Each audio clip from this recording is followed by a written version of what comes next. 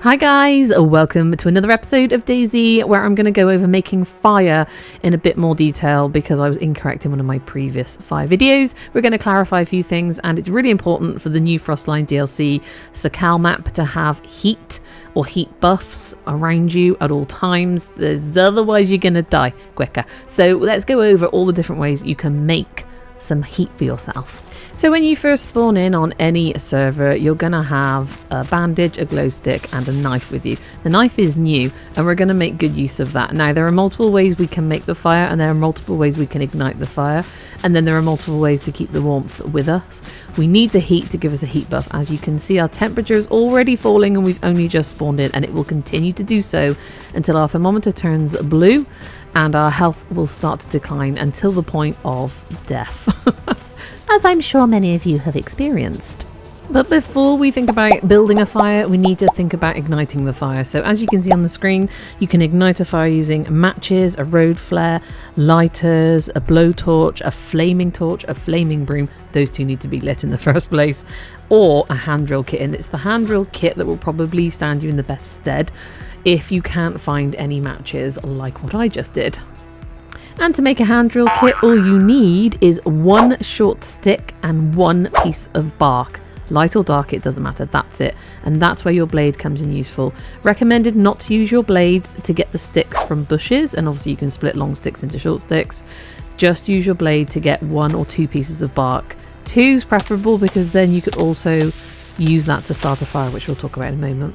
So once you've got your ignition source, whether it be a pack of matches, an old lighter, or this hand drill kit, which will dump it on the floor, by the way, so don't forget to pick it up, you now need to start a fire. And there are actually multiple ways now to start the fires, which I don't know if that's new, but I've just realized it as I started SAKHAL, because weirdly fire has become vital all of a sudden in my life.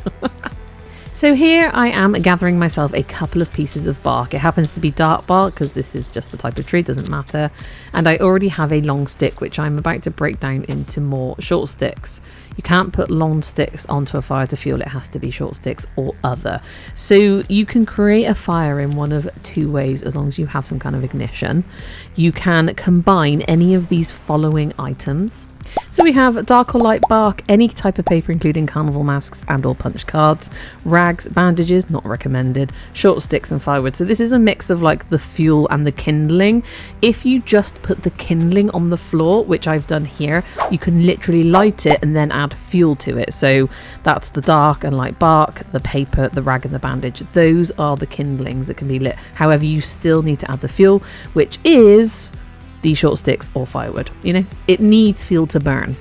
So my advice would be get yourself 2 long sticks if you can, break them down into short sticks, then place your kindling on the floor, or combine the 2 together and create a fireplace and place that on the floor, and then light it, whether it's with your matches, your lighter, or the hand drill kit. Now the hand drill kit and other items will only work as well as the surroundings. So if it's too wet or too windy, or you don't have enough fuel to keep it going in the first place. I mean, I made a few fires with literally 1 stick and it burnt out quicker than I could get the sticks.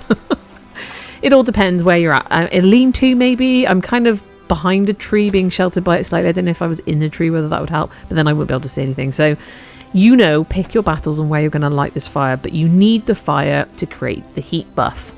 You can get heat buffs from the Heatpads if you can find one, if you're lucky enough, but we'll go into that in a moment. The fire is the quickest and easiest way. So as you can see, our thermometer is currently on blue, but it's on the uptick. So our health has stopped declining for a moment, and now we've gone into white. So it knows that we're near a fire. And then what we're doing is waiting for that little plus sign. It's starting to flash in. That's a heat buff. It'll last, I timed it in normal kind of conditions. It lasted about 7 minutes. I don't know if it varies depending on the weather that you're in, but what we really want is 2 ticks. I don't know if you can get 3 from a fire. I have definitely had 3 of these crosses next to my thermometer on my first playthrough on my personal server. Don't know if that's still a thing, not sure, but yeah, these heat buffs will basically stop you from freezing to death, and as you can see, my health is on the up. Now the reason I've got my torch is because this torch will maintain those heat buffs indefinitely. As long as I've got the torch with me, yeah, it's going to keep us warm and toasty and safe. Now, you can just light the fire, get your 2 pluses, and that'll give you sort of approximately, I guess, 5 to 15 minutes of heat buffs so that you can go and wander and search for stuff and food and things and loot in between maybe making another fire, or you can just carry this torch with you, or you can carry a torch with you unlit, and then if you have a way of igniting it just before your heat buff runs out, you can light it and then maintain your last heat buff before you make a fire. And obviously making the fire with a torch in hand is much easier if your rags are about to expire, perhaps you haven't got enough. Obviously you can fuel these torches, so you add, I think it's fat or gasoline to the torch, but I think you have to add it before it's lit to make it kind of like a longer burn essentially. But I've just been finding old clothes and ripping them up if I've got a sharp object. So here I'm just employing a heat pad that I found. As you can see, we're kind of blue, we're frozen at the moment. It goes up, it goes down depending on where you're at. So I cracked it and then I put it back into an item of clothing. I think that's important. I don't know if you carry it around in your hand whether it works the same. And between cracking it and putting it back into my top, my jacket, it took about 20 seconds for my health to stop declining. So it's quite quick, and then eventually it'll create a heat buff, but we can't maintain it unless we have got that torch with us as well. And I don't know if someone in the comments can answer this question. Do the heat pads create a heat buff? I think they do, I just didn't give it long enough. Or whether you need to go inside somewhere to let the heat buff like marinade, I don't know. But I got impatient, so I lit a fire.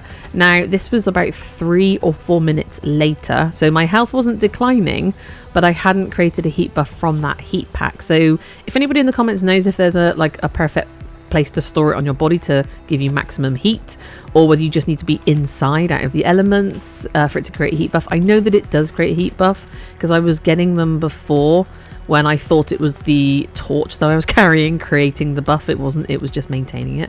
I'm sure I got up to 3 as well, so who knows, maybe I was just inside a lot. Let me know in the comments if you know the answer to that question. But there you go, a kind of in-depth how to make a fire in a hurry, and it really is one of the things you want to make quickly. By the way, you can light a broom from the, I don't know if it creates a heat, it doesn't create a heat buff, but it may maintain a heat buff. However, I ran away from this fire holding this broom and my temperature started to drop immediately, so I wasn't convinced that it was giving maintaining my heat buffs for me. Again, if you know the answer to that, if you've tested it out, please let us know in the comments, because every little helps. And my darlings, I just want to thank you for joining me. I'm going to carry on doing these teeny tiny little how-to guides. If they help anyone, then I'm pleased. If I'm wrong or I've got something wrong, please put it in the comments so we can get it right for people. Because, you know, it's like coming together to help us survive and then shoot each other on the official servers. Anyway, one of my next videos will be me surviving for a while on an official server. Yeah, I don't like that stuff. It was my first time on a SAKHAL official, and it was interesting. So I just want to thank you for being here. If you've got any ideas for any other content that you'd like to see on DayZ or SAKHAL, please put it in the comments. Be kind as well. Make good choices. I do have 2 servers. Thinking about opening them up to people. I'm a bit fastidious when it comes to my servers. I don't like people coming in messing them up. However, if you're a good soul and you like PvE and you want to explore this map, come and find me in the Discord. Link is in the channel, and let's see what we can do to have a wander. I'd like a nice little DayZ community that are just running around having fun. And I mean, we can always do PvP events if you're desperate for it, or we can meet up on official servers and have some fun. Either way, my darlings, thank you for being here. I really do hope to see you in the next one, no matter what it may be. In the meantime, you take care now, and goodbye.